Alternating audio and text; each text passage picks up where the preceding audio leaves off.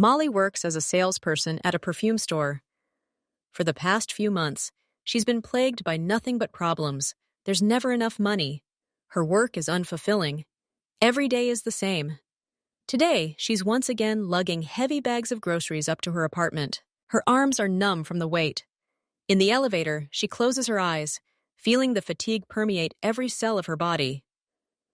The apartment is empty and quiet. She puts away her groceries, sits down on a kitchen chair, and looks out the window. She's 30 years old, but it feels like she's already lived 3 lives. And all the same, loneliness is her constant companion. It's not that she has no friends at all, but there's no one waiting for her at home. No one to whom she can simply say, "I'm tired." No one to help her carry those bags. No one to listen to her through the day. She dreams of simple things. Someone to cook dinner, someone to ask how her day was, someone to lean on when things are tough. This evening, she goes to bed earlier than usual. The darkness of the room weighs on her. She rolls over onto her side and stares at the wall. Suddenly, she speaks clearly and loudly into the silence. "If higher powers exist, if there is justice in this world, I want to meet a man tomorrow, for him to ask me to be together." She immediately feels stupid. Who would approach her in the morning when she's rushing off to work, sleepy and rumpled? Or in the evening when she returns tired? Her free time is 20 minutes in the morning and half an hour in the evening. The chances are 0. She knows it, but despair is stronger than logic. Molly closes her eyes. Tomorrow will be an ordinary day. She knows it, but a tiny spark of hope glimmers somewhere deep inside. What if, just once in a lifetime, a miracle happens? She falls asleep with this thought. Tehan stood by the panoramic window, looking out over the city at night. Just a couple of hours ago, in this very room, something had happened that he couldn't get out of his mind. 3 men had visited him: Park, Kim, and Lee. They weren't just friends, but rather business partners of equal standing, people from the same circle as him. The evening began with a discussion of current affairs, but gradually the conversation turned to personal matters. It was then that Park, the eldest of them, put down his chopsticks and looked at Tehan with unusual seriousness. He said that there are things money can't buy, no matter how rich you are. Kim echoed this sentiment, noting that no normal woman would agree to a relationship with a man of their profession. Lee gently but firmly concluded that loneliness was the only outcome awaiting them all. Tehan listened to them, maintaining an impassive expression. He showed no emotion, but a cold rage boiled within. These people, who had always respected only strength, were now pointing out his weakness. They weren't simply stating a fact. Their words were laced with mockery and condescension. At that moment, Tehan made a decision. In a calm, even voice, he declared that they would all come to his wedding in 3 months. At first, there was silence in the room, and then laughter broke out. They didn't believe him. They thought it was a joke, but when Tehan repeated his words, the laughter died down. They realized he was serious. After they left, Tehan was left alone with his thoughts. He felt no resentment, only the cold realization of a new challenge. His pride had been wounded, and in his world, this was tantamount to a declaration of war. He was a man of his word, and now his honor demanded that he prove that nothing was impossible for him. He didn't need love or family, per se. He needed victory.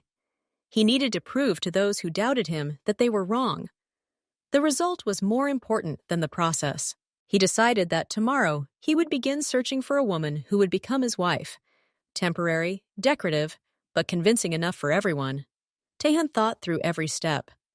Tomorrow morning, he would leave the house not as the head of a mafia clan, but as an ordinary man. He would dress in simple but high-quality clothes, nothing flashy, nothing that would betray his true nature. He needed to appear like a successful, yet approachable businessman. He'll go to a neighborhood where ordinary people live. He'll stand on a busy street and wait. He doesn't care who she is, as long as she meets the minimum criteria. Pleasant appearance, a solitary appearance. He'll spot her among the morning crowd.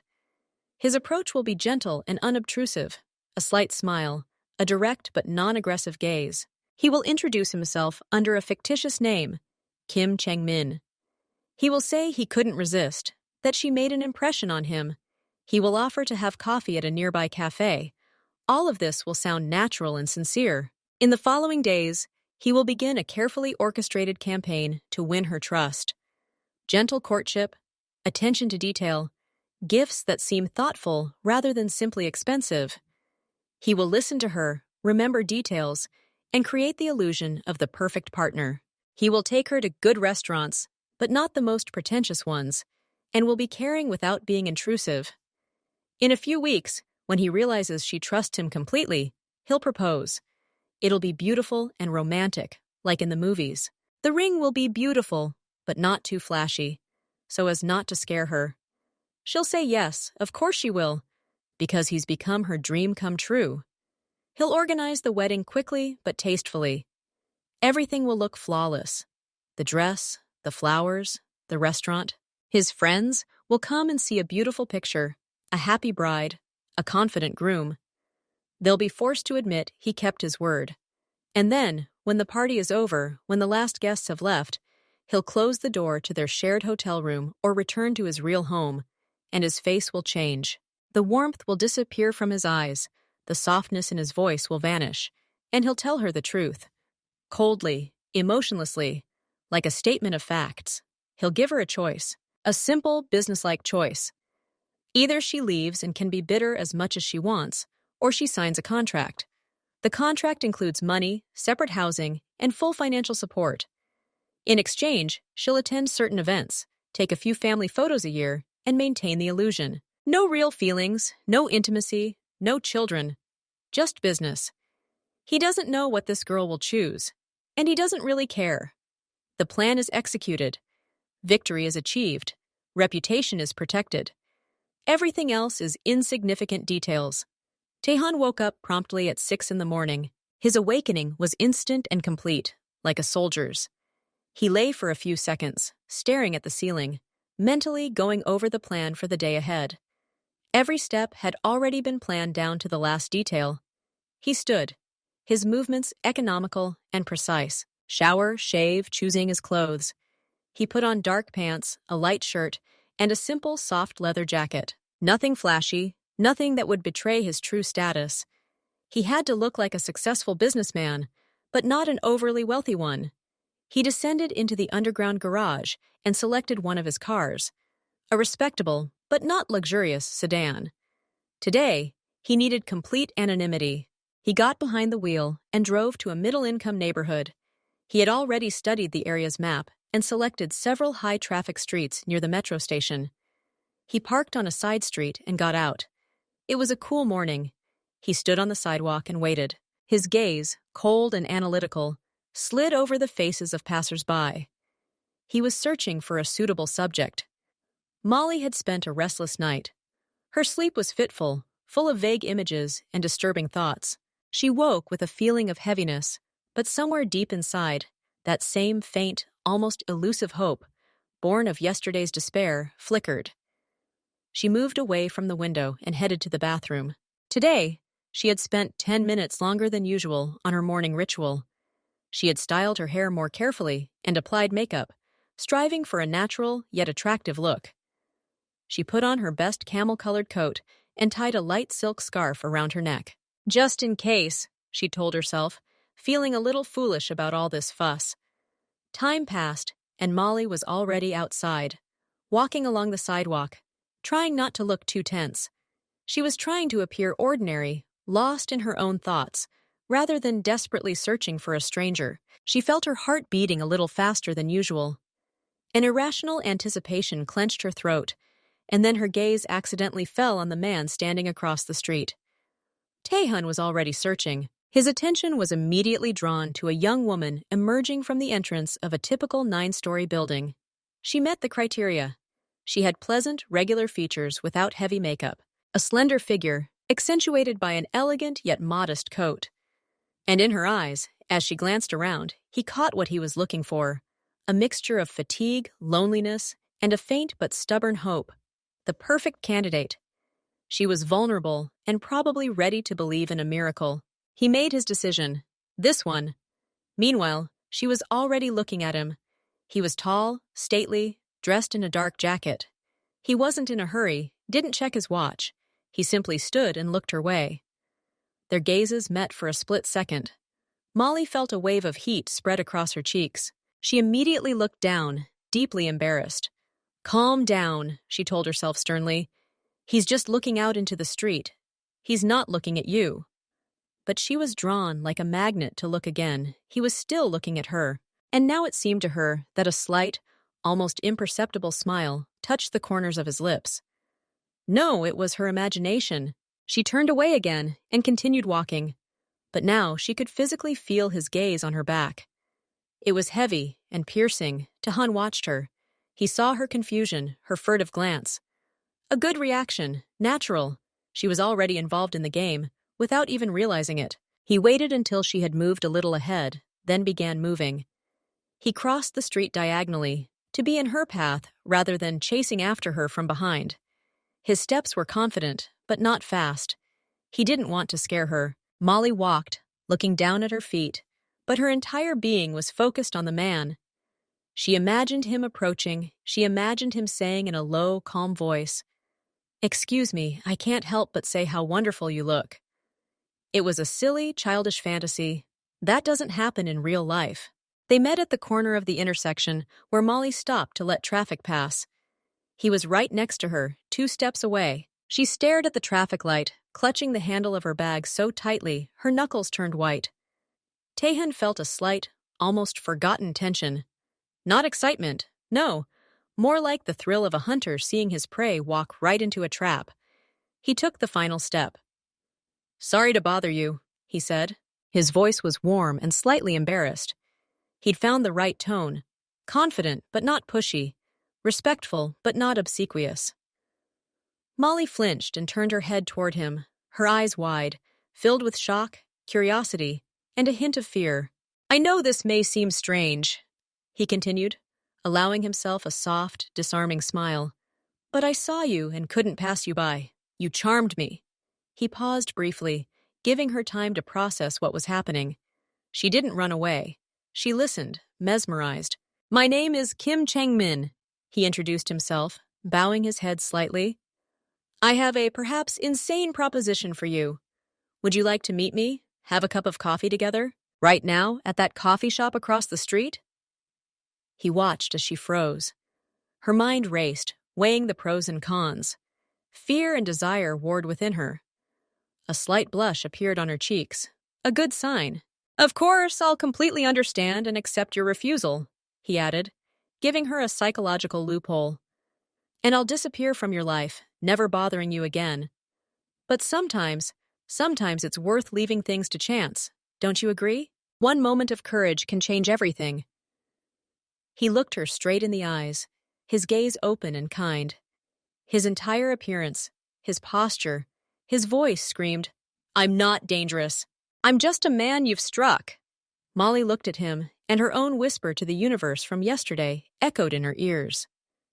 It was a miracle. It had happened.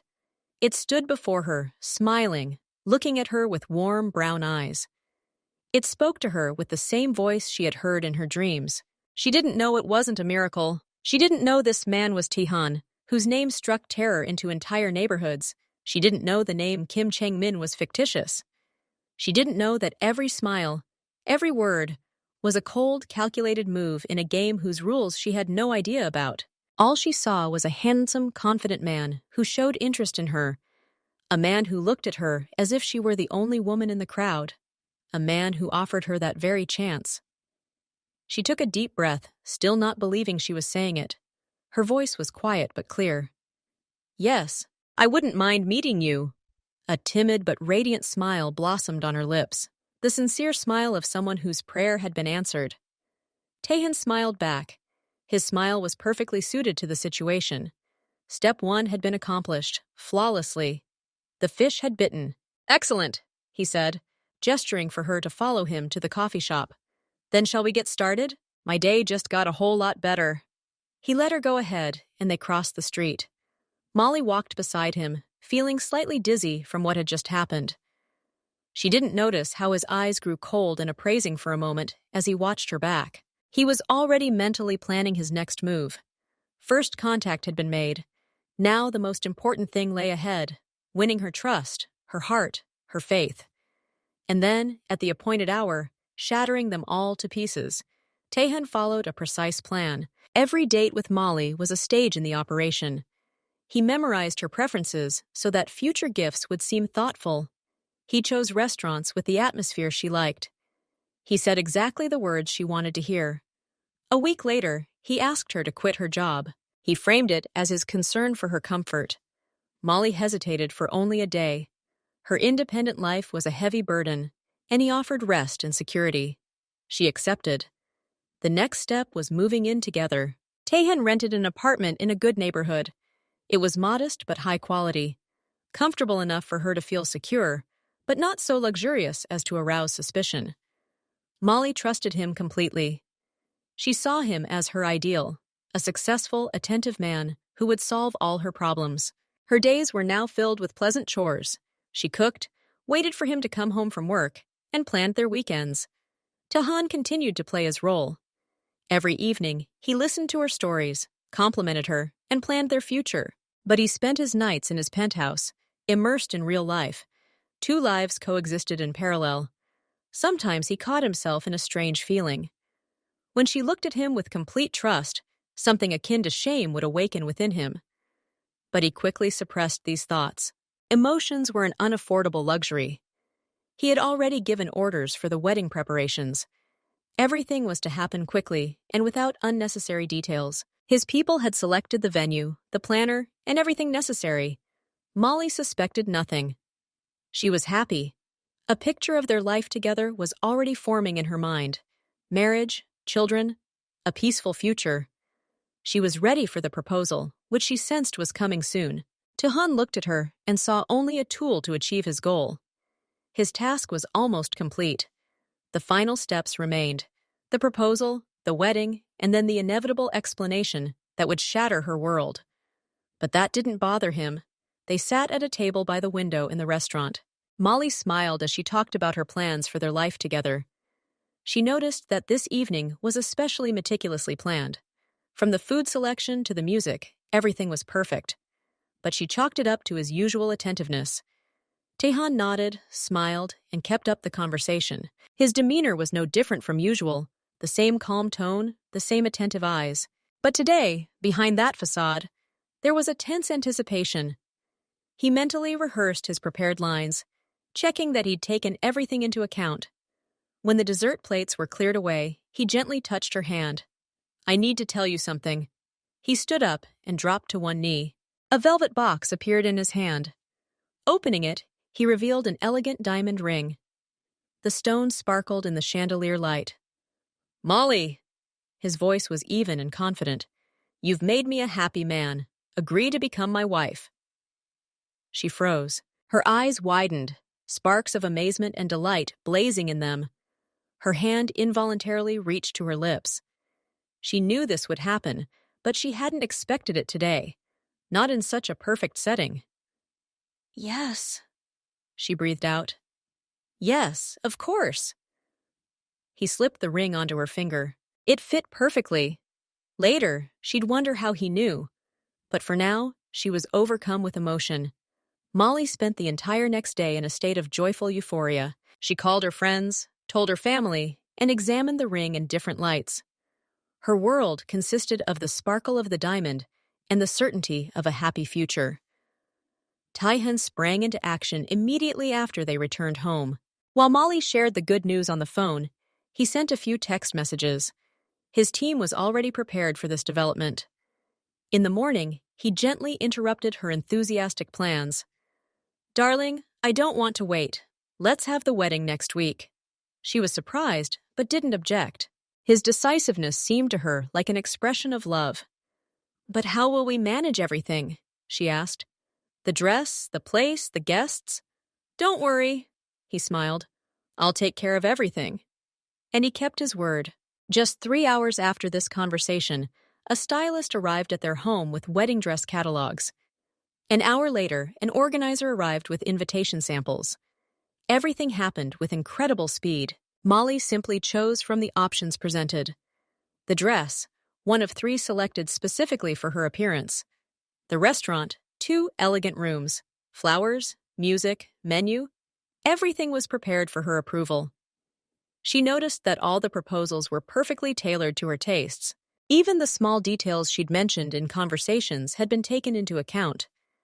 This touched her, but didn't alarm her. She decided he was simply incredibly attentive.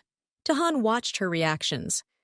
He saw how she immersed herself in this fairy tale, how she accepted everything at face value. His team worked flawlessly. Each specialist played their role: the enthusiastic organizer, the attentive stylist, the considerate decorator. 3 days before the wedding, he brought her an album with photos of the fully prepared hall. Everything was ready: the flowers, the decor, the table arrangements. All that remained was to wait for the ceremony. "Are you satisfied with everything?" he asked. She nodded, beaming. "Everything is wonderful. I had no idea it would happen so quickly." "When you know what you want, there's no point in delaying," he replied, stroking her hand. There wasn't a hint of worry in his voice, only the confidence of a man in control. But Molly didn't notice. She was too happy. That evening, she sat in their living room, looking at her reflection in the dark window. A ring sparkled on her finger. In 3 days, she would become the wife of the man of her dreams. Everything was going too perfectly, but she pushed away all doubts.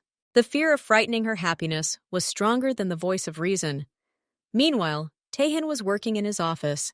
He was checking the final details of the wedding plan, the guest list, seating arrangements, transportation, security.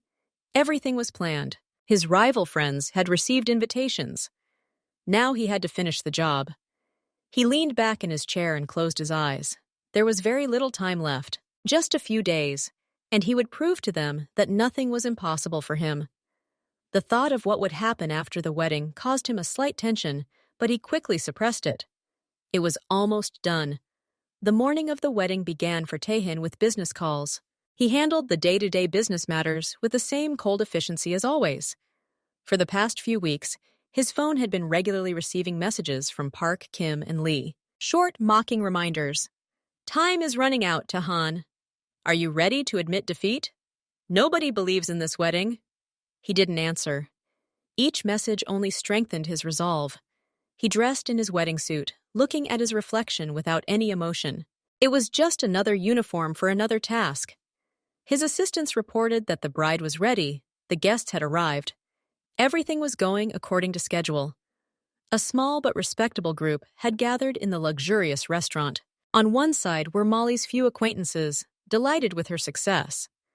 On the other were Tahan's business partners, maintaining polite but tense smiles. Park, Kim, and Elle were seated in the front row. Their smiles were the widest and most false. They saw Molly beaming, saw the impeccable organization, and one thing was clear in their eyes. He had won again.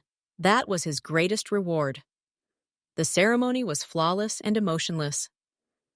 Tahan spoke the right words in the right tone. He exchanged rings and kissed his bride. His movements were precise, like an actor in a well-rehearsed play.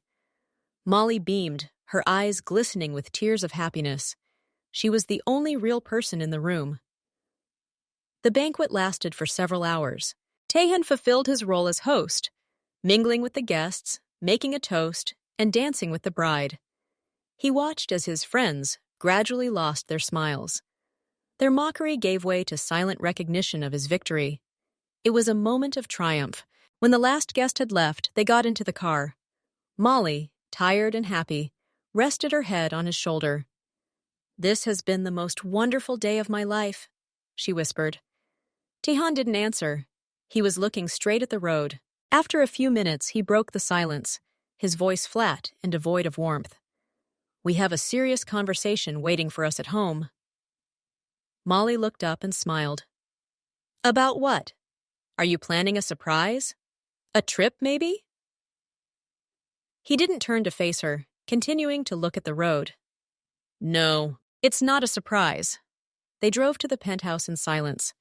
Molly entered first, still smiling, taking off her shoes. "Well, I'm all ears. What did you want to say?" Tahan closed the door behind him. The click of the lock was unexpectedly loud. He walked into the living room, took off his jacket, and tossed it on the chair. Then he turned to face her. His face had changed. The usual softness was gone. his gaze hard and direct. The mask had been dropped. "Sit down," he said. It wasn't a request, but an order. She slowly sank onto the sofa, the smile gradually fading from her face. She felt a cold apprehension. "Everything that happened between us these past few months was a lie," he began without preamble. "There was no love. There was no chance meeting. There was no Kim Chang-min." He paused, letting her take it all in. He watched her face gradually turn pale. "My name is Taehan. I run one of the most powerful criminal groups in the city. I married you to win a bet with those people who were at the wedding today. They thought I wouldn't be able to find a wife. I proved them wrong." He spoke clearly and calmly, as if at a business briefing. Every word was on target. "Now you have a choice. Option 1. You leave. Now. You can keep the ring and everything I gave you, or take it. I don't care. You're disappearing from my life, and you have every right to be as upset as you like."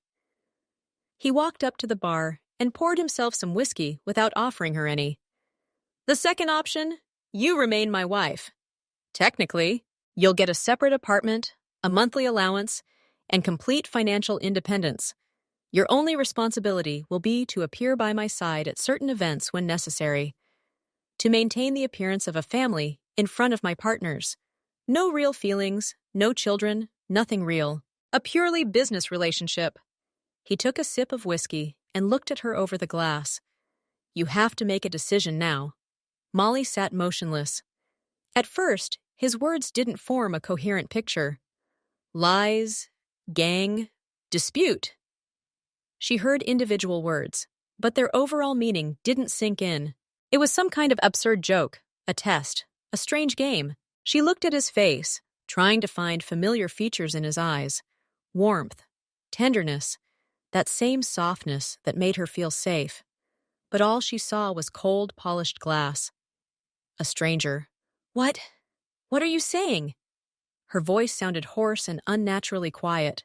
"Taehan? What kind of name is that?" "Changmin, stop it! It's not funny!"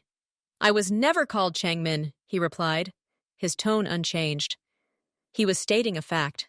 It was a legend, like everything else. She shook her head slowly, refusing to believe it. Her mind desperately clung to the fragments of reality she knew. "But why? Why do you do this? You love me. We just got married. All these months." Her voice broke. He sighed, the sound more a sign of mild irritation than regret. "I've already explained everything. It was a challenge. A business agreement between me and those people. You were part of that agreement. The most important part, but only a part." Her eyes finally began to fill with tears. But these weren't tears of grief, but tears of mounting terror and complete disorientation. So nothing happened? Not a single real emotion? Not a single sincere word? She clenched her hands into fists, digging her nails into her palms.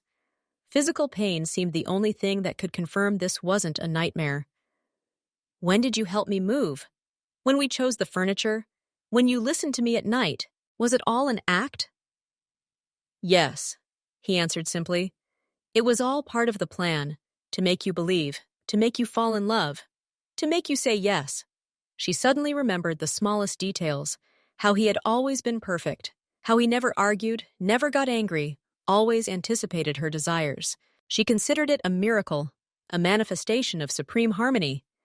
Now she understood, it wasn't harmony. It was work. The meticulous, painstaking work of an agent infiltrating her life. "You studied me," she whispered, looking at him with disgust. "Like a lab animal. You memorized what I love, what I fear, what I dream about, so you could use it against me." "To achieve my goal," he corrected, "I gave you everything you could dream of. Security, care, attention. In return, I asked only for your trust and consent to marry. Logically, the deal was more than fair." Logic. The word felt like a slap in the face. There was no room for logic in her crumbling world. There was only pain, humiliating and all-consuming. "You're a monster," she breathed, tears finally streaming down her face. "You built me an entire world, only to destroy it with one move. For fun? Over a stupid argument? Not for fun." His voice grew firmer. Because of reputation. In my world, losing is unacceptable. They doubted me. I proved them wrong. It's that simple. He set down his empty glass. You made me choose between loneliness and being a hired wife? Her voice trembled with rage and despair. After everything you've done? I'm offering you terms, good terms, better than the life you had before me. You'll keep your status, your money, your freedom. No strings attached. She stood up, her legs barely holding her.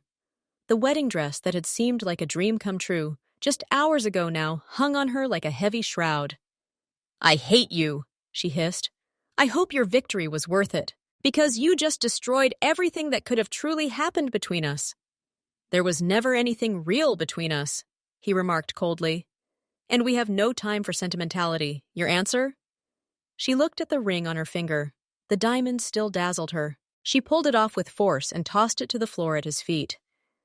That's my answer. I prefer my old loneliness to your new luxurious prison, and I hope you'll remain alone forever. That would be fair. She turned and walked toward the exit without looking back, leaving behind the wreckage of her life and the man who turned out to be the most skillful illusion she had ever known. Molly returned to the perfume shop a week after the wedding. Her former colleagues looked at her with pity, thinking the marriage had fallen apart due to ordinary disagreements. She didn't try to dissuade them.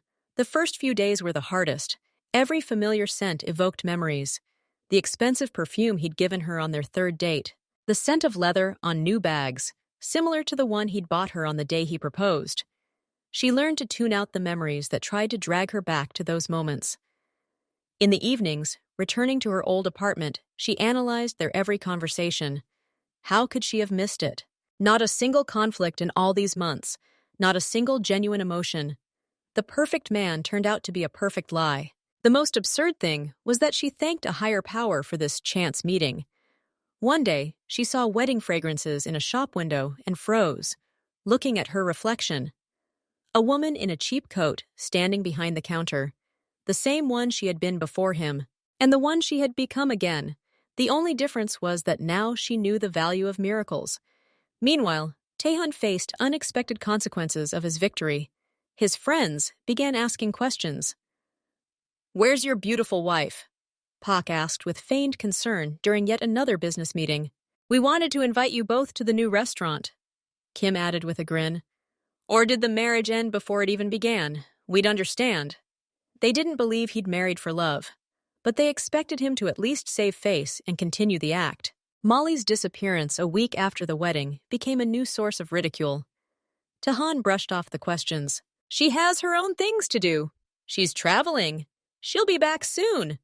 But the excuses sounded increasingly unconvincing. For the first time in years, he felt awkward. Not because of the teasing, he could handle that.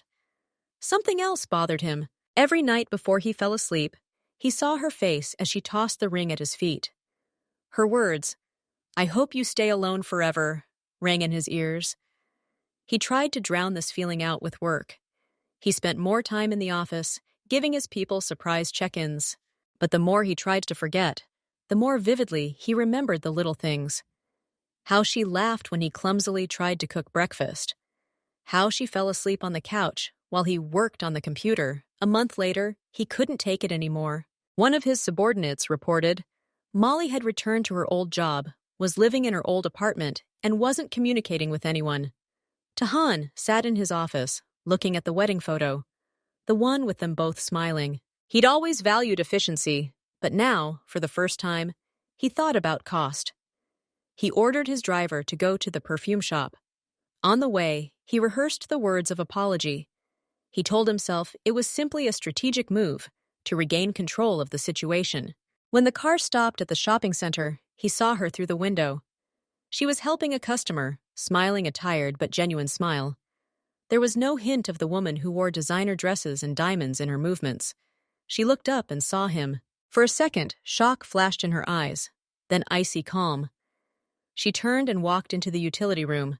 His security guard wanted to enter the store, but Taehan stopped him. No need. He understood everything without words. No apologies, no explanations mattered. She didn't want to see him. She didn't want to hear him. Her silent departure spoke louder than any words. That evening, he canceled all his meetings and sat in an empty. He was in the penthouse and, for the first time in years, felt truly alone. He'd won the argument, proven his strength, but lost something even greater. And the most bitter part was that he himself couldn't figure out what it was. Taehan woke up with an unusual feeling of heaviness. Not physical. His body was in perfect shape. It was a feeling he hadn't experienced in years. A gnawing, obsessive sense of guilt. It settled somewhere in his solar plexus and wouldn't go away. He lay there, staring at the ceiling. His penthouse, a symbol of absolute power and control, suddenly seemed empty and lifeless. The thought of Molly working behind the counter, returning to her old life, filled him with an inexplicable anger. Not pity. He despised that feeling. More like a sense of imbalance. He'd ruined her life for a momentary triumph, and now that injustice demanded to be corrected. Not for her sake, for his own peace of mind. He needed to restore order. His first step was analytical. He summoned Lee, his most cool-headed and effective assistant. "I need information," Taehan said when he entered. "Everything about her current life. Finances, work, problems. No interference. Just observe." Lee nodded without asking any further questions. 2 days later, a detailed report lay on Taehan's desk. The situation was worse than he'd imagined. Her old apartment was in disrepair, with constant heating problems. Her salary at the perfume shop was barely enough to live on. Her boss, taking advantage of her desperate situation, was forcing her to work overtime without pay. She was trapped, and he felt guilty. Not for shattering her illusions, but for leaving her worse off than before they met. It was ineffective, impractical. He began to act with cold calculation, as if he were correcting a mistake in a business process. Step 1. Eliminate household problems. He didn't buy her a new apartment. That would have been too obvious. Instead, a management company was registered through a chain of frontmen and bought her building. Within a week, the building began undergoing unscheduled major renovations. The residents, including Molly, were relocated to comfortable apartments in a good neighborhood for the duration of the work. Her relocation and all expenses were, naturally, paid for by the management company. He personally oversaw the list of new temporary addresses, ensuring that her apartment was the best. Not luxurious, but safe, warm, and bright. When she protested, they politely explained that this was standard procedure under the city's renovation program. Taehan watched her move in through a camera installed in the entrance hall of her new building. He saw her cautiously enter the clean, modern apartment. Her expression wasn't one of joy, but confusion. This disappointed him. He'd expected more. Step 2. Solving the work problem. The perfume store manager was dealt with even more quickly. A takeover. Tax inspector Hot came to see him, followed by a couple of Taehan's old friends. The next day, the store owner not only promoted Molly to manager with a corresponding salary, but also promptly formalized all the employment contracts and began paying taxes. He himself became incredibly polite and considerate. Taehan watched again. He saw Molly sitting in her new small office, looking at the documents with an expression of deep suspicion.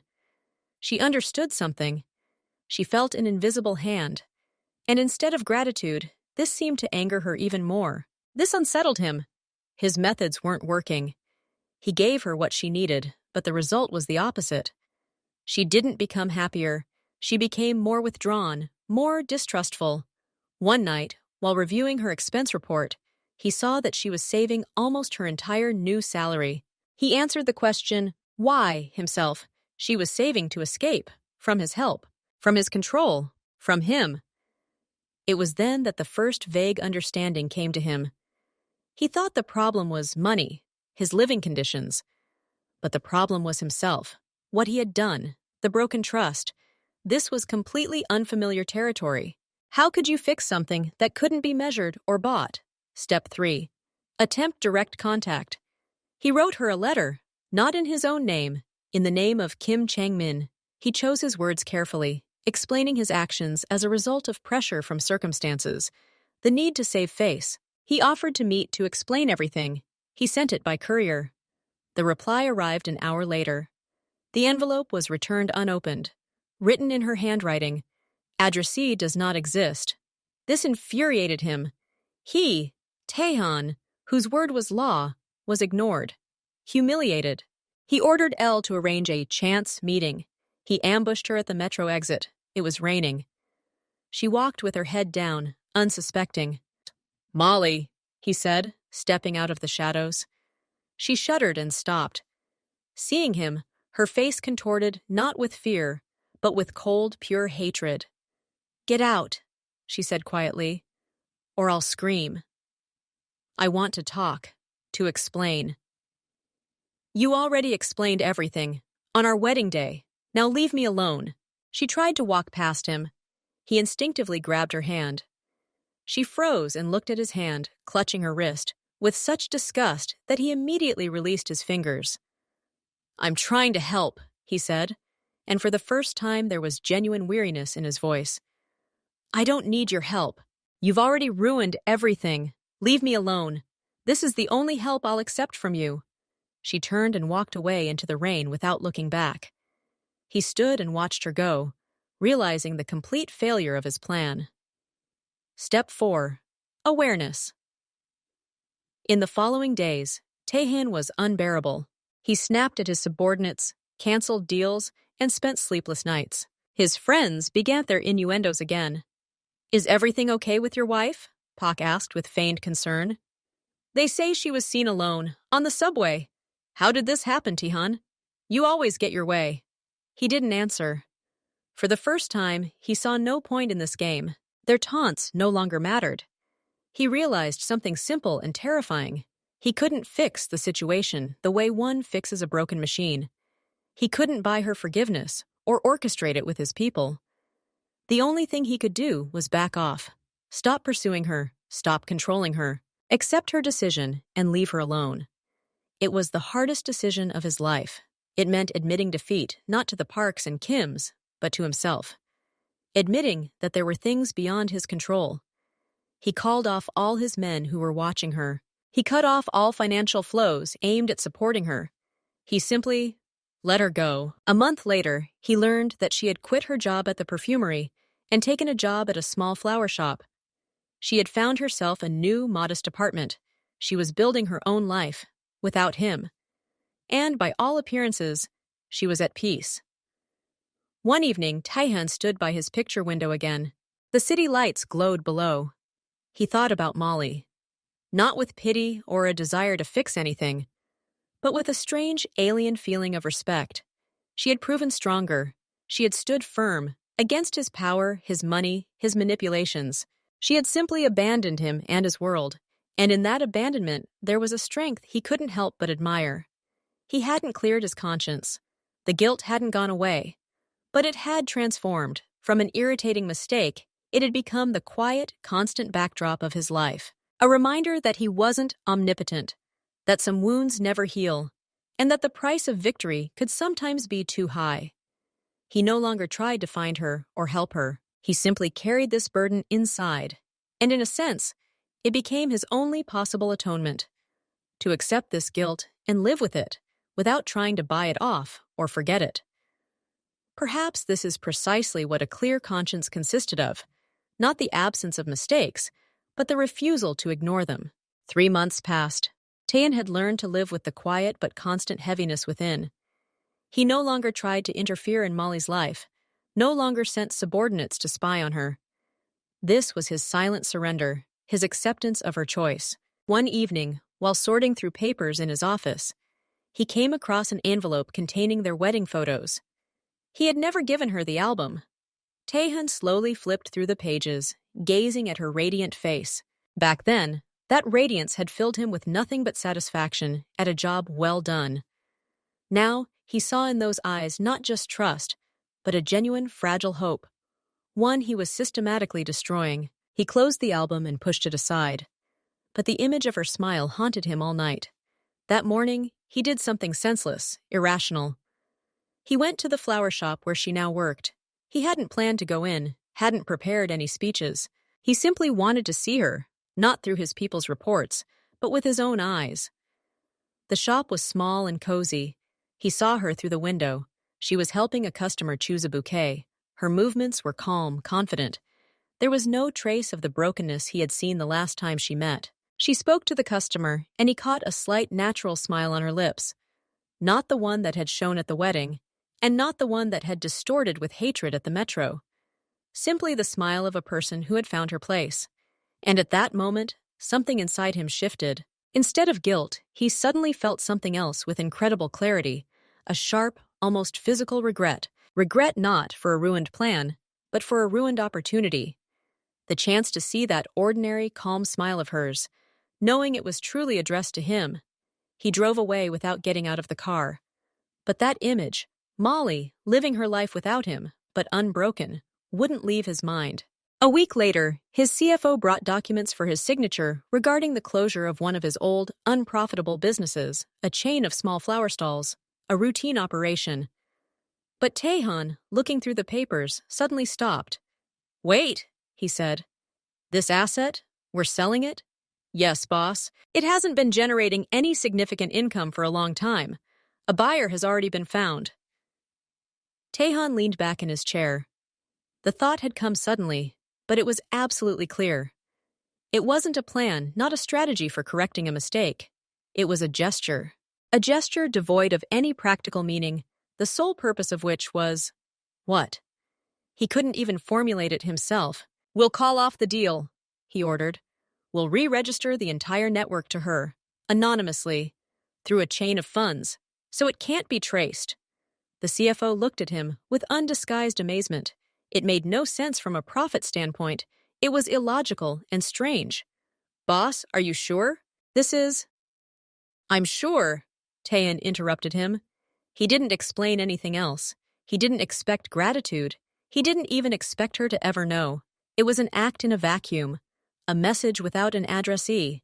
Perhaps he was trying to regain a sense of control, not over her, but over the chaos he'd created in his own soul. He wasn't giving her money or a business. He was giving her the little bit of independence he'd once taken away. A paltry, insignificant compensation, but it was all he could do without overstepping her boundaries. Another 2 months passed. One evening, while he was dining alone in a restaurant, a waiter approached his table. "Sir, for you." He handed Taehan a small white envelope. "The young woman asked me to give it to you." Taehan froze. His heart stopped for a moment. He slowly picked up the envelope. There was no name or return address on it. Inside was a plain white card. Written on it were just 3 words, written in a familiar hand. "I don't forgive, but I understand." And underneath that is a dried flower, a tiny white chamomile. He sat with this card in his hands, motionless, for perhaps an hour. These words conveyed neither forgiveness nor hope for reconciliation. They were a statement of fact, a fact that was more important to him than any victory. She understood. She grasped his motives, his nature, his incurable loneliness that had driven him to this cruel spectacle. She no longer saw him as just a monster. She saw him as a broken man. And in this simple act of understanding, without forgiveness or justification, he suddenly saw that very same, faint, almost ghostly hope. She didn't forgive. Perhaps she never will. But she stopped hating him. The wall between them didn't collapse, but a crack appeared in it. And through that crack, light could now shine. He didn't rush to write to her, didn't drive to the store. He placed the card in the inside pocket of his jacket, next to his heart. For the first time in months, the heaviness inside him felt less unbearable. Hope was tiny, fragile, like a dried flower. But it existed, and as long as it existed, he knew he would wait. Not days, not months, as long as it took. Because some things, he finally realized, can't be rushed. They can only be carefully carried within, like that daisy, hoping that one day they will have the chance to bloom again. 6 months passed. Taehan no longer spied on her, but he occasionally visited that same flower shop, posing as a customer. He bought inconspicuous bouquets, which he then left in his office. He never spoke to her, simply watched her work. A confidence had appeared in her movements that hadn't been there before. One evening, as he was about to leave the office, his secretary announced over the intercom, "You have a visitor, Mr. Taehan. Mrs. Molly." Unannounced. His heart sank for a moment. He hadn't expected this. Never. Show her out, he said, trying to keep his voice even. The door opened. She walked in, wearing a simple dark dress, no jewelry, her hair damp from the rain. She clutched a small bag. She didn't look scared, but collected, determined. Taehan, she said, sitting down in the chair opposite his desk without an invitation. Molly, he nodded. To what do I owe this visit? He noticed a slight tremor in her fingers, but her voice was firm. I need your help. Not financial. He put his pen down and leaned back in his chair, letting her continue. His insides tightened. Help from him. A man came to see me, she began, looking straight at him. He called himself Jinho. He said you ruined his family's business. He demanded that I talk to you, convince you to return their contracts. Taehan frowned. Jinho, he remembered. A small but brazen family who tried to cheat him on deliveries. He crushed them without a second thought, like hundreds of others. And what did he offer in return? Taehan asked calmly. He said he'll tell all our mutual friends the truth about our marriage, that it was a deal, that you hired me. He thinks it will humiliate you. Taehan almost chuckled. His reputation couldn't be shaken by such trifles anymore, but he looked at her clenched fists, and knew it wasn't about him. What will happen to you when the truth comes out? He asked softly. She looked away. It won't be easy for me. People will look at me with pity or with contempt. My business might suffer. But that's not the main thing. The main thingy. She looked at him again, and a fire burned in her eyes. I don't want to be used as a bargaining chip in your games again. I didn't come to beg for him. I came to warn you, and to ask you to leave me alone. Sort this out, once and for all, so that they don't come to me again. He was silent for a few seconds, studying her. She wasn't asking for that man. She was asking for protection from the consequences of his, Taehan's, actions. She demanded respect for her boundaries. For the first time in a long time, he felt not guilt, but something else. Pride in her. Okay, he said simply. It won't happen again. Thank you. She nodded and stood up to leave. Molly. She stopped at the door without turning around. Why did you come to me? You could have just disappeared. Ignored him. She turned around slowly. Because this is a problem you created, and I'm tired of running away. I thought that maybe you're the only one who can solve it. Forever. He saw how difficult it was for her to say those words, to admit that he still had some power over her life, but she chose to face it head-on rather than hide. I'll solve it, he repeated. I promise. She left. Taehan remained sitting at the table, looking at the empty chair. She had come, not for money, not for protection, but for justice. She had trusted him with her safety, knowing who he was. It was a step, a tiny one, but incredibly significant. He picked up the phone and dialed a number. Lee? Find a man named Jinho, family business. Explain to him and everyone who knows him that if he or anyone else dares approach Mrs. Molly, they will disappear. Forever. And give them back their pathetic contracts. Let them live, but warn them. This is the last time. He hung up. For the first time in months, something resembling peace appeared on his face. She had come to him of her own accord, and in that simple fact, he saw not just hope, but the beginning of something new. Perhaps not love or forgiveness, but respect. And for people like them, respect often meant far more. A week passed after Molly's visit. Taehan fulfilled his promise. Jinho and his family suddenly received their contracts back and promptly left the city. No one bothered Molly anymore. She was living her life, running a flower shop. But something inside had changed. One evening, as she was closing the shop, she caught herself thinking a thought that was coming to her more and more often. I'm tired of being offended. The resentment she'd been nursing for months suddenly seemed like a heavy, useless burden. She realized that while she continued to hate Taehan, she was still allowing him to occupy space in her head. She was still attached to him, even if only through negative emotions. This thought angered her. More than his betrayal, she didn't forgive him. She didn't justify his actions. But she decided it was time to stop being a victim of his manipulation, and now a victim of her own resentment.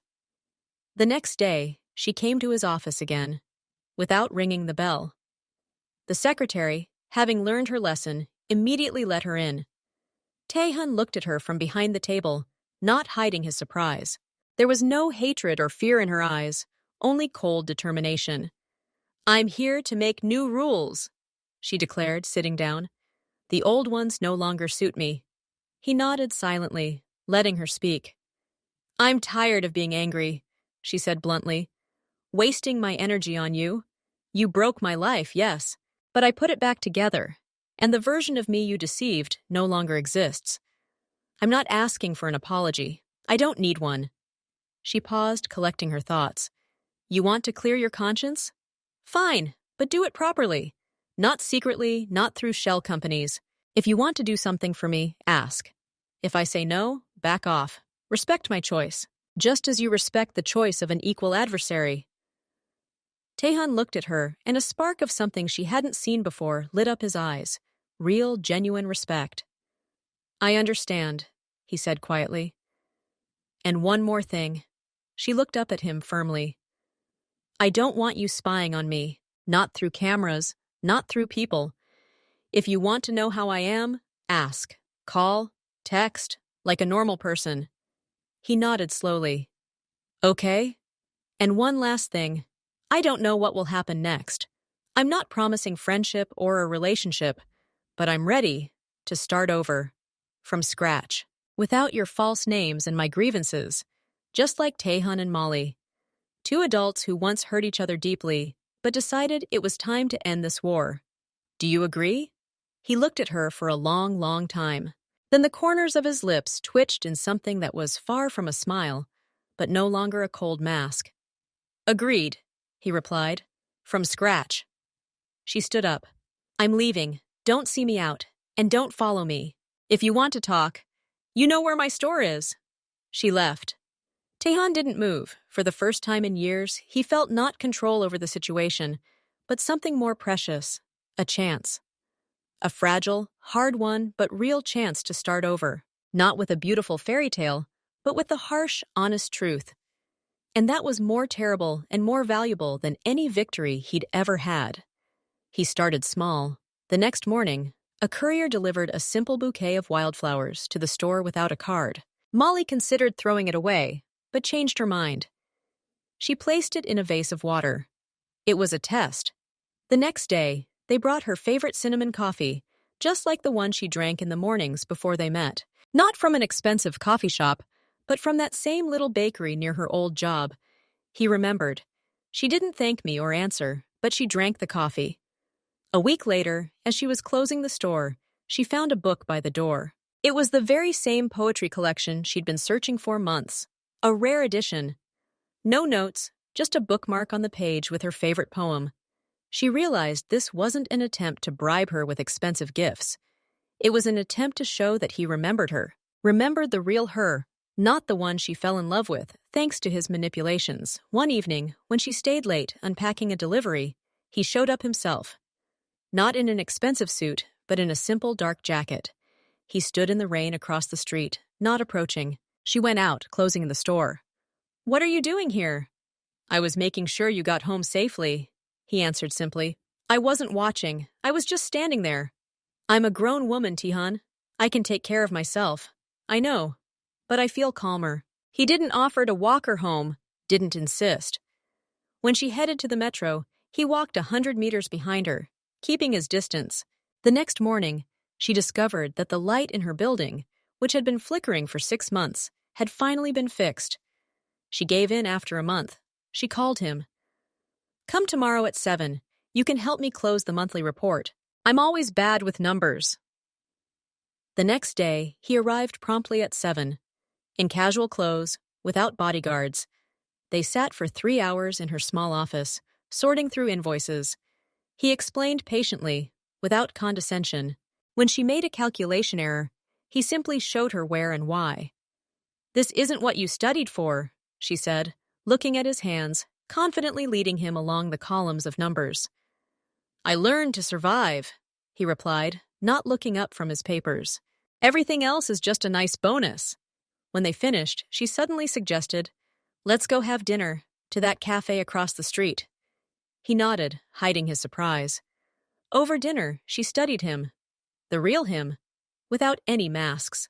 He was no longer playing the role of a gentle romantic. He was himself, restrained, a little abrupt, but sincere. He spoke little, listened attentively. "Why?" she asked finally. "Why all this? You could have found a dozen women who would be happy to become your real wife." He took a sip of water, choosing his words carefully. "They wanted to be Taihan's wife. You were the only one who wanted to be with Chongmin, even knowing he didn't exist." "It sounds very lonely," she said quietly. "That's true," he agreed. She gave him a second chance. Not as a lover, but as a man learning anew. Sometimes they had dinner together. Sometimes he simply came to the store and silently helped carry the heavy pots. No hints, no pressure. One day, her heater in the apartment broke. He arrived 20 minutes later with two of his men, who fixed everything, including the leaky faucet, within an hour. While they worked, he sat in the kitchen drinking the tea she poured for him. "You could have just sent money," she said. "You wouldn't have accepted it," he replied. "But you accepted mine. Help." She watched him leave and realized this wasn't just a courtship. It was something deeper. He wasn't trying to win her love back. He was trying to prove he deserved her respect. And against her will, she was beginning to trust him. They sat on the floor of her living room, sorting through old boxes. Sunlight fell on scattered photographs and trinkets. Molly found a velvet box hidden deep in the closet. "What is this?" she asked. Taehan, who was helping her sort through the books, looked and froze for a moment. "Open it." Inside was a wedding ring, the very one she'd thrown in his face the night of their first wedding. Next to it was their prenuptial agreement, the very one he'd prepared for the deal. "Why are you keeping this?" Her voice wavered. "To remember." He put the book down. "The price I almost paid for my pride." She took the ring. The diamond sparkled, but now the sparkle was different. Not a symbol of deception, but a reminder of the path she had traveled. "Put it on," she asked unexpectedly. He looked at her questioningly. This time, for real. He slowly took the ring. His fingers, accustomed to gripping gun hilts and signing sentences, trembled. He slipped the ring onto her finger. It still fit perfectly. "I won't ask for your forgiveness again," he said, looking into her eyes. "But I will prove every morning that I deserve to be with you." She placed her palm on his cheek. "I know." Their second wedding was a quiet one. Just the two of them and an old Buddhist monk in a mountain temple. No guests, no contracts. When the monk asked if they promised to be together through thick and thin, they looked at each other and simultaneously replied, "We already have." Now, when his friends casually mentioned the oddities of their marriage, Taehan calmly replied, "Yes, at first it was a game, but love turned out to be stronger." And it was true. Now they had nothing to hide. Their history, with all its dark pages, became their strength. When Molly appeared with him at official receptions, she no longer played a role. She was herself, the woman who had been through the hell of his deception and found the strength to give him a chance. One day, the wife of one of his partners approached her. "I heard your marriage was a sham?" she asked sarcastically. Molly smiled, looking across the room at Taehan. "Yes, and now it's the only thing in this whole life that's real." Taehan, hearing this, came over and took her hand. The same ring sparkled on her finger. "My wife is right," he said firmly, "and if anyone has any questions for me, ask them now." Silence fell over the room. No one ever asked again. At home, in their shared bedroom, there were no longer separate closets or formalities. His pistol lay in the nightstand next to her hand cream. His accounting report sat on the same desk, where she drew up plans for her flower shop. Sometimes at night, he would wake from nightmares, and her hand on his shoulder would bring him back to reality. Sometimes she would cry, remembering the pain, and he would silently hold her, letting her cry it all out. Love didn't erase the past. It turned it into a foundation on which they built something real. Now, when he looked at her, he didn't have to pretend. When she said, "I love you," she knew she was saying it to the man who had seen her broken and still chosen her. One evening, walking along the embankment, she said, "You know, sometimes I thank those very friends who made fun of you." "Why?" He raised an eyebrow. "Without their ridicule, you wouldn't have gone out into the street then, and we would never have met." He stopped and turned her towards him. "No, I would have found you anyway, just by a different route, maybe longer, maybe more difficult. But I would have found you." His eyes glowed with the same confidence that had once frightened her. Now she knew it wasn't the confidence of a predator. It was the confidence of a man who had finally found his place in the world. And as they walked on, holding hands, their shadows merged into one, no longer a false illusion, but a real, strong connection that nothing could destroy.